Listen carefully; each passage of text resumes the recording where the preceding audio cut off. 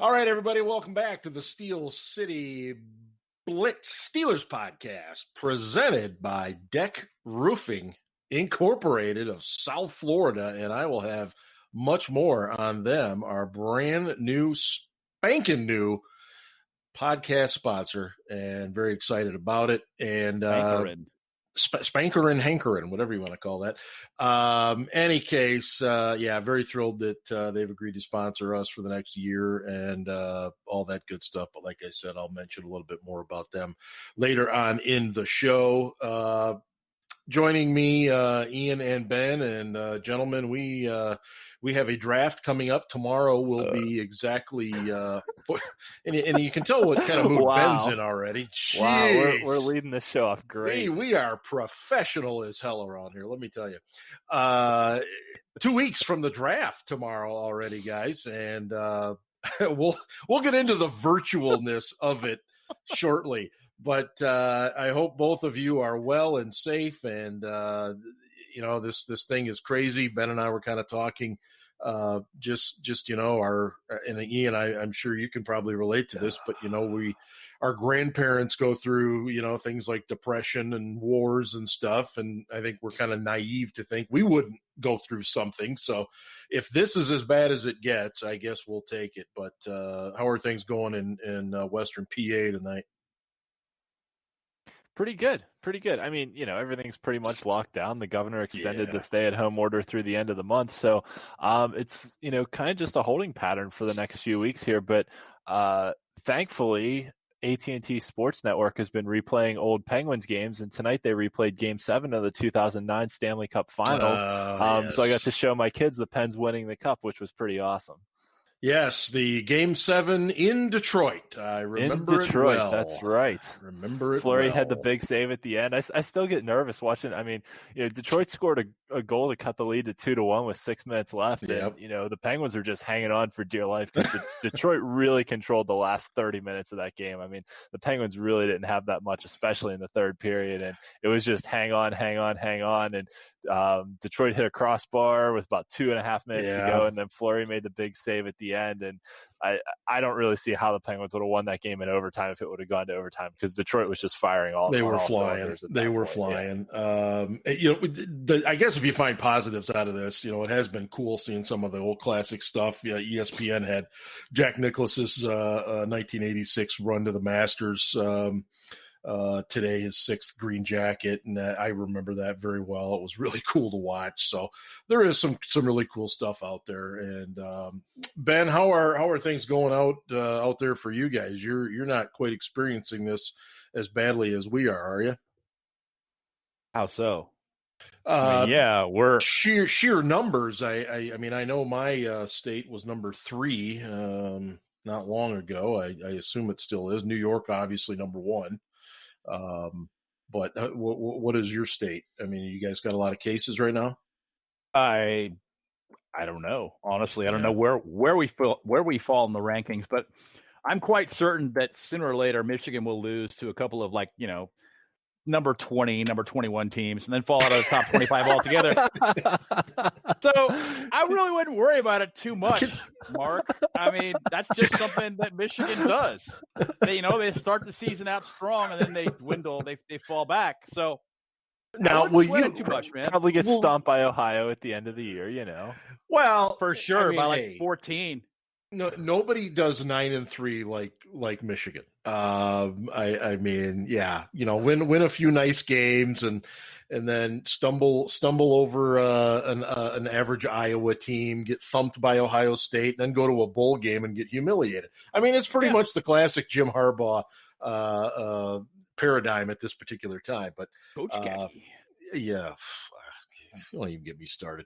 Anyway, I have no idea where the hell Oregon stands and all of that. I've been going to work every day. Essential. I should be very grateful for the fact that I have a job and I have to keep working. Absolutely. But work has been very, very stressful for the last month. Yeah. And so I'm a little bitchy. And I noticed that since this whole quarantine thing started and the gym closed, I drink a lot more, which I don't know if that's necessarily a good thing. Well, it's probably not for you, but it's probably great for the gyms because they're going to be flooded with people like yourself once they reopen. To go get How is back that? in I mean, shape. they're taking our money anyway. Well, that's true. I didn't even think about that. But I digress. Let's jump into the Steelers talk, gentlemen. I didn't put down on the agenda, but early in the week, the NFL announced the all-decade team. I had totally forgotten that we were there at that point, but it was time, and obviously there were some absolute no-brainers like Tom Brady and stuff, but for the first time since the 1960s decade, the Steelers did not have anybody on the defensive team. Antonio Brown and Maurkice Pouncey were the two guys on offense for the Steelers, both extremely deserving of that honor. And I don't know, Ian, did you happen to catch any of that? I saw the list of the players, and honestly, I mean, I didn't have a huge argument with a lot of the players that were picked. I mean, it'd be kind of hard to argue for any Steelers over any of the other guys that got picked. And one of my issues with these teams when they get put together, whether it's all pro teams, Pro Bowl teams, all decade teams, is especially on the defensive side of the ball, there's not a good accounting for 4-3 versus 3-4 defenses. Yes. So you have players like a Cam Hayward made an all-pro team one year and didn't make the Pro Bowl because the Pro Bowl couldn't figure out. They had him lumped in with the 4-3 defensive ends because he was a 3-4 defensive end. It's a completely different position. So whereas the All-Pro team voted him in as just a defensive lineman, I think, or a defensive tackle or something like that. Those voters were smarter. But in looking at this list, some of the guys who made the linebacker list are essentially 3-4 outside linebackers. Chandler Jones, Khalil Mack, Von Miller, but then the defensive ends are also pass rushers. Your Julius Peppers, your Calais Campbells, your Cam Jordans. So there's really not a good balance between the 4-3 and the 3-4 kind of teams.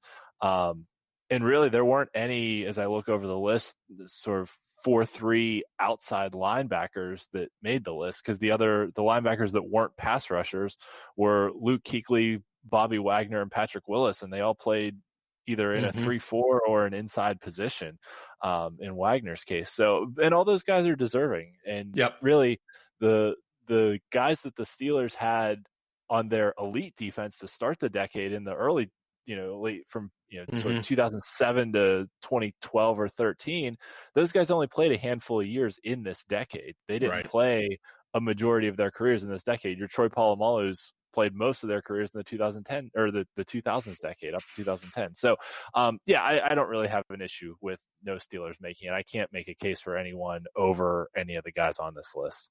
That's kind of where I was too. And when people were bitching about, well, what about Troy? And I made the same argument in quick hitters that, those guys were already on the decline after Super Bowl 45 there and only played a handful of years in this decade. So, they're always interesting to me. And like you, I get pissy when they can't figure out the difference between the defensive end positions and alignments and stuff. But be that as it may, it was interesting. I don't, Ben, one thing I saw on there, and you'll probably have a very definitive answer for me on this. I saw some arguments that Joe Hayden could have possibly been one of the cornerbacks. What would you have said to that?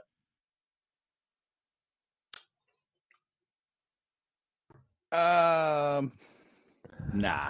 I don't see that. That's where I was too. I thought he was a decent corner at Cleveland, but I think he's been better in Pittsburgh, to be honest with you. I think he was his first 2 years. Last year, he kind of backslid a little bit, in my opinion. He's taking more chances now, but it's also leading to some plays where he's the coverage isn't as sound. Let's just put it that way. Right. Well, gentlemen, the draft is coming up, and this is an unusual situation for the Pittsburgh Steelers. We do not have a first-round draft pick. Of course, most at this particular time, upon me saying that, would say, whoa, wait a minute. Minkah Fitzpatrick was basically the first-round draft pick, and we all know we would take that over any rookie safety, and I totally agree. But, a definite all-pro over some rookie safety? Let me think. I know. Yeah, I think I'll take the all-pro. A guy who's already an all-pro, yeah. Right. Probably a safe assumption. A proven commodity over a really good prospect. Yeah. Therefore, you have the Steelers waiting until the second day, barring a trade, which I don't think any of us expect to see, as they do not really have the collateral to do such a thing. They will pick at number 49 on Friday in the second round of this year's virtual draft, which we'll touch on shortly. But if I put your feet to the fire here, what do you think is the most pressing need for the Steelers in that position at 49? Honestly, I mean, there's so much randomness that could happen in front of them. And they've always kind of been a best player available team, but there's so many potential needs. I mean, they franchise tagged Bud Dupree, but they have no depth at outside linebacker behind Dupree and Watt, and Dupree's not guaranteed to be with this team any longer than 1 year. So, I mean, outside linebacker is still a potential need. Inside linebacker, they have Devin Bush and Vince Williams, not a lot of depth behind them. Safety, you have Minkah, who we've established as an all-pro, Terrell Edmonds, who probably shouldn't have been picked on the first or second round, but was somehow our first-round pick, and no depth behind them. So really, I mean, even though they've addressed defense at the top of the draft for the past 7 or 8 years, there's still needs on defense. On offense, what they really need on offense is a home run hitter, a guy who can stretch the field and stretch the defense, whether that's a wide receiver or a running back, someone capable of making big plays with the ball in their hands. And that's really what they lacked last year. We've talked about this before on the podcast, that the quarterback play was so inconsistent that, I mean, there were plays Juju made, Deontay Johnson made, where they caught balls and took them a long way, took them to the house. But they really didn't have anyone, especially in the running game, that was capable of even, consistent 15 to 20 yard gains, picking those up and really helping to move the ball and flip the field on them. That is especially a running back, but even a wide receiver that can do that, because Ben's coming back next year and all the reports on him have been positive that he's making great progress. I heard on the radio last week, he's, saying he's throwing at 60%, and they have like sensors in the balls now that kind of tell him that and give him that data. He has baseline data from the 2018 season for, how his velocity, his spin rate on the balls, all that stuff. That technology is awesome these days, Crazy, isn't it? They can say, okay, you're throwing it, 60% of what you were. And he, is like, okay, well, there's, 4 months before the season starts. I don't really need to press it any farther than that. Just kind of keep getting comfortable, keep working the arm. So, I don't, and it is what it is. But with Ben coming back, I think that'll help the receiving core a whole bunch. They added a stretcher at tight end in Eric Ebron that, he's a guy that can go down the seam. He can get down the field. He can make plays with the ball in his hands if he actually can get the ball into his hands. But that being said, they need an offensive playmaker too. And they have positions to fill on the offensive line that you've got, depending on what they do with Matt Fowler. If they leave him at tackle, you might need a guard. They signed Stefan Wisniewski. Is he a 16-game starter? I don't know. They could move Fowler into guard. Then the question at tackle is Zach Banner or Chooks Okorafor. Yeah. So there's a lot of question marks on this team. Fortunately, especially with Ben coming back, and James Conner coming back, we really don't need a starter anywhere, which is fine picking at number 49. But we have a lot of holes to fill for backups. And the way I usually look at the draft is, first round, you want to get someone who can step in and start immediately. Second and third round, you want to get short-term backups, potential long-term starters. And then day 3, it's kind of like you want to find guys who can play on special teams now and potentially develop into a either, consistent backup or a decent middle of the road starter, kind of a Vince Williams, a Brett Kiesel kind of guy.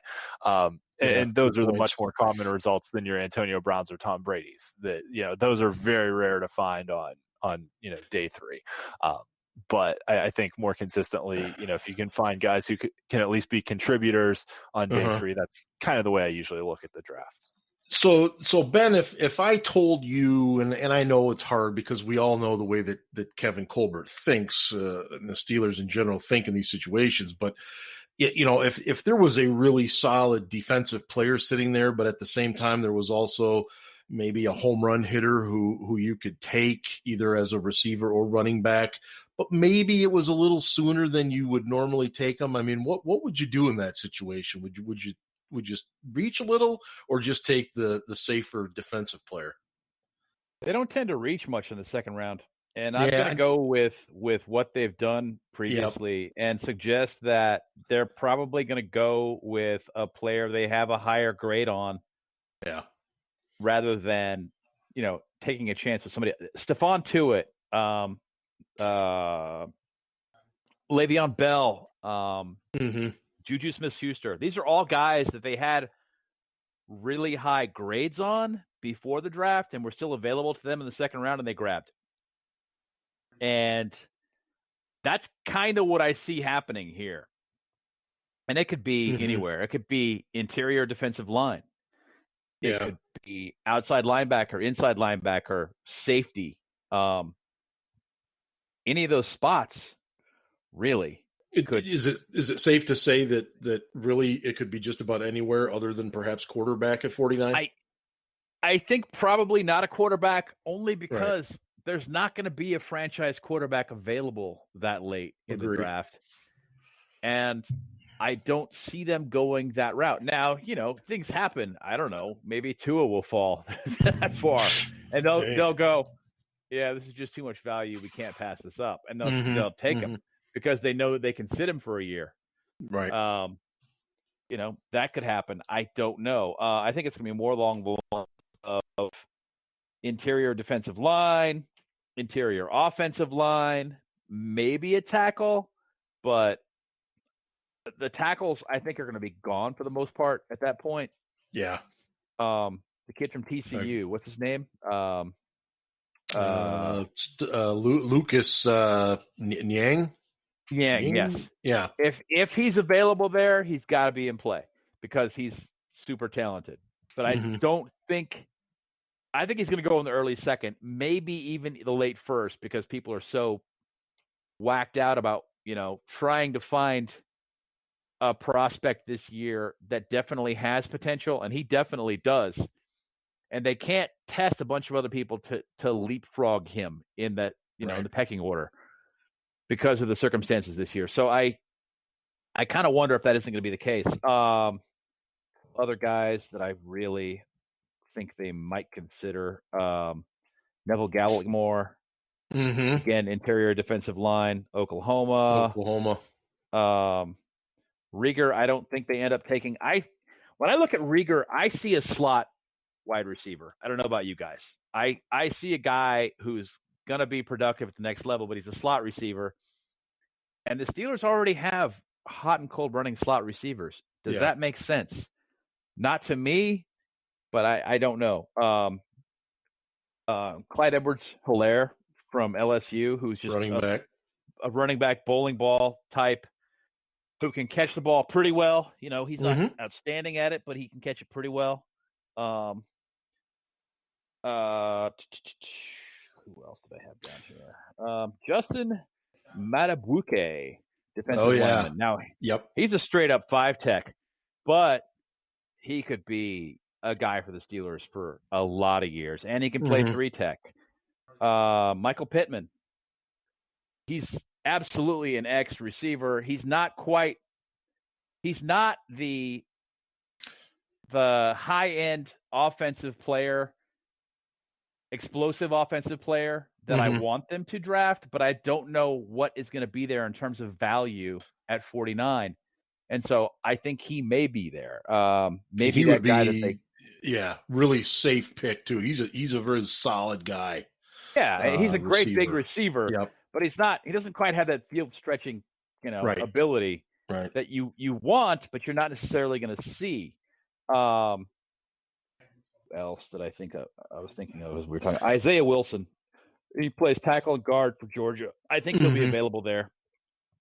I think that's a possibility. There's been some talk about him too. Yeah, it is fascinating how, under the circumstances that we are all in, the football teams obviously are dealing with this as well, and it's completely changed how they're doing things. Ian, did you happen to catch that Kevin Colbert suggested adding 3 rounds to this draft? I did see that. Yeah. And I mean, it's not a terrible idea considering that signing undrafted free agents is probably going to be a lot harder just because of the whole communications thing and, getting guys in for visits and things like that. But there's probably a lot of other complicating factors with how the rookie pay scale works for draft picks and all that other stuff that, it's not feasible to implement with 2 weeks before the draft happens. Right. But it was interesting. From his standpoint, though, he's looking at it from the top 51 rule, and he's just going, the heck with it. They're not going to count anyway. They're not going to count that much more. It's not going to be enough that I need to worry about it. And getting guys in to take physicals in these circumstances is going to be, next to impossible. So signing undrafted free agents is going to be really, really tough in this environment. And I agree with him. He's right. I think it's a great idea. Now, whether or not it'll actually happen, I don't know. But I think they should think about it this year as a one-time only thing. Yeah, I agree with both of you. And I mean, I think what Ian's point was too about the lack of time and perhaps the scales. But Ben, I see what you're saying too. And I that's going to take me back to this question. And Ian, I'll give it to you first. And Ben, you brought it up, but I'll certainly give it to you as well. The lack of getting hands on these guys, the lack of being able to watch these guys with your own eyes, not on tape. Okay. If Tua fell to the Steelers at 49, the value would be, astronomically high. But he's had 4 or 5 surgeries. He's been hurt every season since, I think, his junior year of high school. Ian, would you pull the trigger on him? Yeah, I would. At 49, absolutely. And that's one of those value things that, Ben brought up some great examples. I remember, the draft that Stephon Tuitt came out in, and there were some mock drafts that had him going to us in the first round. And I really felt like, wow, that's a bit of a reach in the first round, but in the second, he would be an absolute steal. Yeah. And I've been wrong plenty of times in my draft analysis, but the guys Ben mentioned, Tuitt, Le'Veon Bell, Juju Smith-Schuster, like if we had taken those guys in the first round, we would have been, everyone, Steelers fans, analysts would have just panned us across the board for those picks, and they would have been seen as huge reaches. But then you take those guys in the second round, and it's like, you guys got steals. There was a long time. I know there's, Ben has some issues with Pro Football Reference's career approximate value ranking, but there was a long time that Le'Veon Bell was actually like the highest rated player from the 2013 draft just because of how bad the first round was that year. Yeah, terrible. And and in retrospect, people were happy about getting Jarvis Jones in the first round, thinking like, oh, we just let go of James Harrison, we're going to get his replacement. And then Le'Veon was a little bit of an afterthought. And actually, Bell is still the third. Actually, he's tied for second on career AV. David McCarthy from Green Bay is actually the highest rated player from that draft, and he was taken in the 4th round. And then Bell, DeAndre Hopkins, and Travis Kelce are all tied for second place. So it just goes to show incredible. You that, and Bell was taken at 48. So you can absolutely get a player that can contribute, in the high 40s. That said, Bell's rookie year versus his second year, there was a massive difference in his performance too. He took a huge step from year 1 to year 2. Yeah. So picking at 49, not a guy that's going to come in and contribute right away, but potentially a very good long-term player. And like Ben mentioned with Tua, Roethlisberger is under contract for this year and next year. And given that they restructured his contract, there's no way he's going anywhere next year because he's getting a massive cap number that they can't do anything with because it's the final year of his deal. So I mean, you draft a guy like Tua, you let him sit for 2 years on the bench, basically the Aaron Rodgers kind of theory, and see what happens. Yep. Ben, you're in that same position then? Absolutely. I would take him. I might not even practice him much. I might let him I might put him on IR this year, depending on how healthy he was. I might not even practice him. I certainly wouldn't have him out there run against the first team D as a scout quarterback. There's questions about how healthy he really is. I mean, he's gotten of course there are. Yeah, he's gotten the clean bill of health. I'm doing air quotes right now.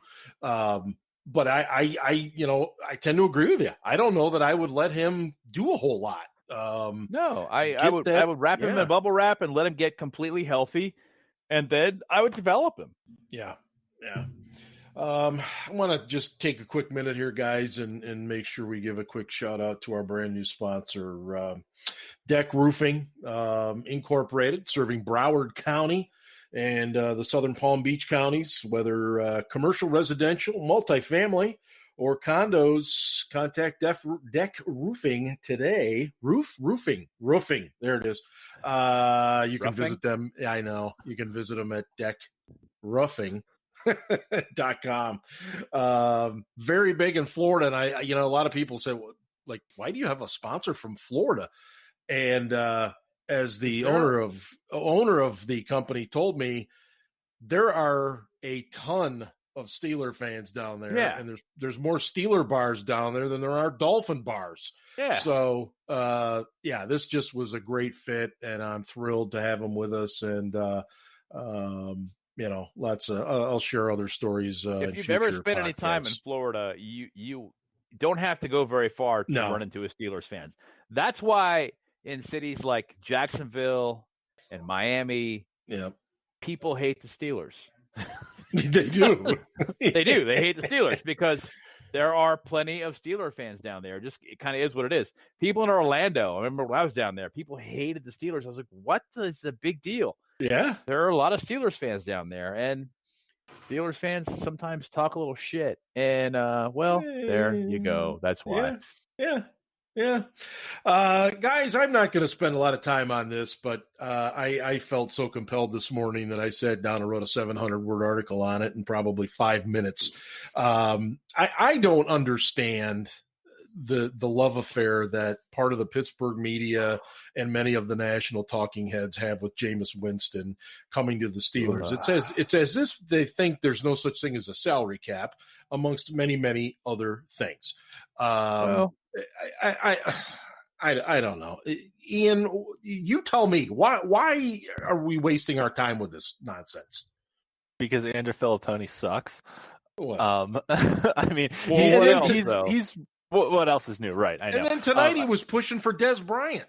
Yeah, well, because he sucks.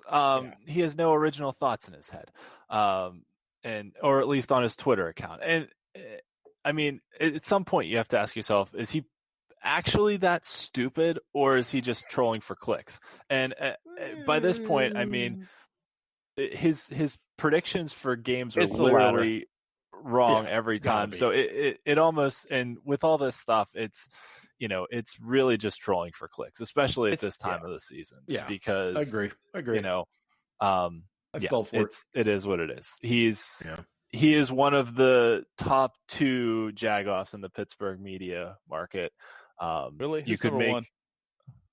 I'm not saying who's number one or number two, but Mark Madden's the other one, and you can put him in any order that you want to. I would personally put Mark Madden first, but you could make a case. Madden for Tony is being number one in your mind, huh? Well, I mean, they're both number twos in my mind, but we're not going into I think we're talking about two guys that are purposely provocative, that say a lot of things that they don't even believe just because they know they're going to get a reaction, and are purposely are jackasses. And it is what it is. I don't view it as having any real relevance in reality because it's not real.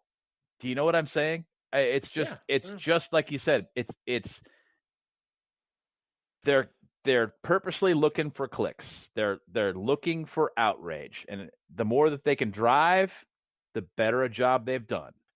Well, and and unfortunately, that works in Pittsburgh because they both are popular fucking guys. Yeah, fucking douchebags.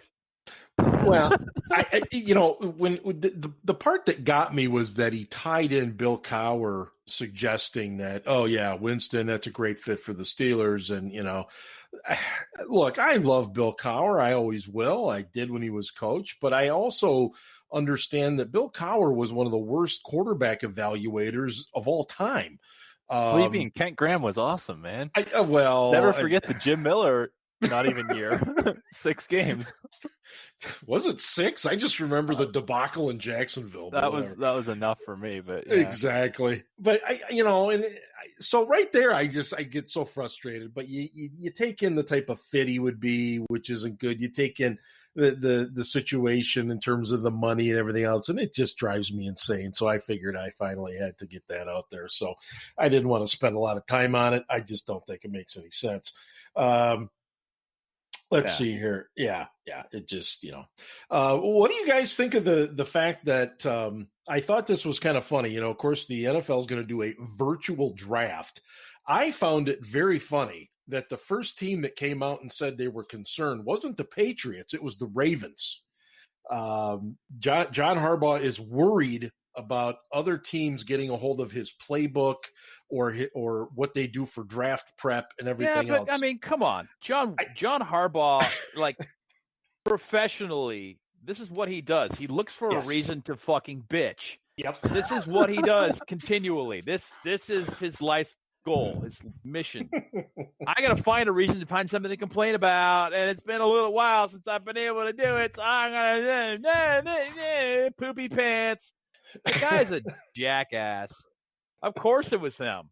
The Ravens suck, and Harbaugh is one of the biggest reasons. I hate that whole goddamn family. Well, did you see that Vegas already has odds favoring there will be some sort of technological issue during the draft? So actually, we were just talking about this before the podcast started in our professional lives, how we've all been using Zoom and GoToMeeting and Microsoft Teams, Google Hangouts, whatever it is, all these other things, and how Zoom especially has been terrible for security purposes. Right? They've been getting hacked all over the place. So as much as I hate to say maybe as a point, but considering you can't have all your coaches in a war room together, the coaches are going to have to be on a separate Zoom call or whatever, or, a separate conference call, and then patch into, let's call it what it is, because a lot of these NFL guys aren't the most tech savvy guys in the world. They can probably hire them, but who knows if they'll actually do. So, they're essentially going to have a Google document with their draft board on it, and then share that around with a bunch of people. And who knows if that'll actually, there are some potential security risks here in the conference calls getting hacked and all that. So, but, at the same time, suck it up. That's what everyone else in the world is doing. Exactly. You're a football coach, deal with it, figure it out. Yeah, absolutely. I agree with you. I think that everybody's going to have to deal with it, and that there could be problems, and there probably will be problems. I just found it very funny that he would be the one to start whining first. Speaking of Vegas odds, though, this brings up another point that was kind of bouncing around my head. With all the other leagues kind of talking about getting back to playing some sort of semblance of games, whether it be like horse in the NBA or Major League Baseball talking about, maybe we'll just bring all the teams to Arizona and we can just play here in front of no fans. Conceptually, just think about how much money there is in fantasy sports and gambling, which fantasy sports is basically gambling. So essentially gambling, how much money are these leagues making from gambling that they're we can continue to be financially stable if we have no fans in the stands and just put something out there that people can gamble on and we can put on TV. Essentially, it's TV revenue and it's gambling that are really the big money drivers, which for me, living in Pittsburgh, hearing Bob Nutting complain about, Pirates can't spend money on players because we don't have fans going to the stands. It's complete and total bullshit. Because, the entire leagues are basically saying we can survive on gambling and TV revenue. Yeah, totally okay. So there were people There were people betting on South Korean baseball inter-squad scrimmages on YouTube already. That's how desperate people want the sports to come back. So there was a website that was launching like odds on, you could bet on the weather, like if the high was going to be over or under 65 degrees. It's terrible. Yeah. Before we wrap things up on the show, we do have to mention that, of course, there were a couple of new uniform unveilings this week. This is something that we Steelers fans don't have to discuss too much, and I, for one, am very glad of that. I love the fact that we've basically made one major, I don't even know if major is the right word, but one significant change to the uniform in the last many, many decades. But Ben, you seem like the type of guy who's very into high fashion. Sure, yeah. What did you think of the Buccaneers and Falcons' new uniforms?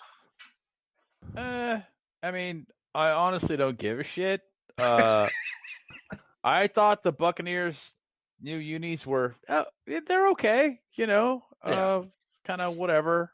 The Falcons unis, I wasn't all that impressed by. I was like, whatever.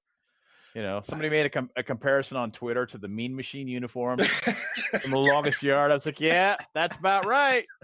They do the all black uniforms. They do. Yeah. They look just like the Mean Machine. And it's like, whatever. I'm not that impressed. I don't have a strong feeling about it one way or the other. I really don't care. It's not like some of the Color Rush uniforms we've seen that have just been absolutely horrible. Yeah. These aren't that bad. Or like the all-orange uniforms the Browns have, that all-orange thing. Oh, my God. That's fucking horrible. Orange is objectively the worst color. Yeah, I think you're right. I'm going to go with purple. Orange. I go purple first, then orange. But purple, then orange. You're right. Either one. I was a little surprised Atlanta went with just the ATL on the front of the jersey. I thought that was they're kind of becoming the NBA. The NBA now, as with all sports, there used to be an away uniform and a home uniform. The NBA, I'll bet you each team must have 20 different uniform combinations now. They've got a home ton. Or away. Yeah, and then they even have ones that are in like Spanish and other languages too. Yeah. And And I get it. I mean, you're trying to sell stuff. I totally understand, and I get why teams do this. And not surprisingly, the Tampa Bay uniforms have already been the top sellers, and of course, the number 12, Tom Brady, is the number one seller. But it is interesting to see how and why these teams do change, the subtle change. I mean, my God, look at the Rams changed their logo. People went ballistic over that and everything else. So, Ian, what is your take on these two new uniforms? This was when we put the agenda together. This was the thing I had the most opinions on. This was the only topic you didn't go to me first on. So you're killing me. I did it on purpose because I know Ben doesn't give a shit. I know, and I wanted him to state it in only the way he can, and he did it perfectly. Yeah. So, all right. So on the Steelers first, the Steelers should go to the block letters, basically what's essentially their throwback uniforms permanently. Yeah. They should get rid of the swoopy letters, go back to the block letters. That's my only Steelers uniform take. On Tampa's uniform was simultaneously a vast improvement and a massive disappointment because the creamsicles were so iconic, and I realize I just said that orange is a terrible color, but the whole design of the creamsicle uniforms is so iconic that anything that's not that is going to be seen as a disappointment for a lot of people for Tampa. Why I do like you aesthetics, care? Okay? Who cares? I don't get it. But at any rate, I guess people who are fans of looking at their alarm clock in the middle of the night are going to be disappointed that Tampa went away from those jersey numbers. But besides that, Tampa's look was a lot cleaner. It looks good. Atlanta, also an improvement. They got rid of a lot of the extra crap on their uniforms, but still kind of look like a high school team. Final point. The Browns are also coming out with new uniforms at some point. Of course, they do every year. Yes. My favorite Browns uniform I ever saw was a guy in Heinz Field, probably early 2000s, 2001 or so. So I'm walking up to his seats in the upper bowl. And, I'm sitting there in my seat and I'm like, this dude's wearing a Browns jersey into Heinz Field. It was brown and had white on it. And as he gets closer, I'm like, there's no numbers on that jersey. And I finally realized that he had a literal brown, sports jersey that he had written in white on the front of it. I feel like I'm wearing a giant turd. And that is my favorite Browns uniform that I've ever seen. So anything short of that will also be a disappointment for Cleveland. That's fair.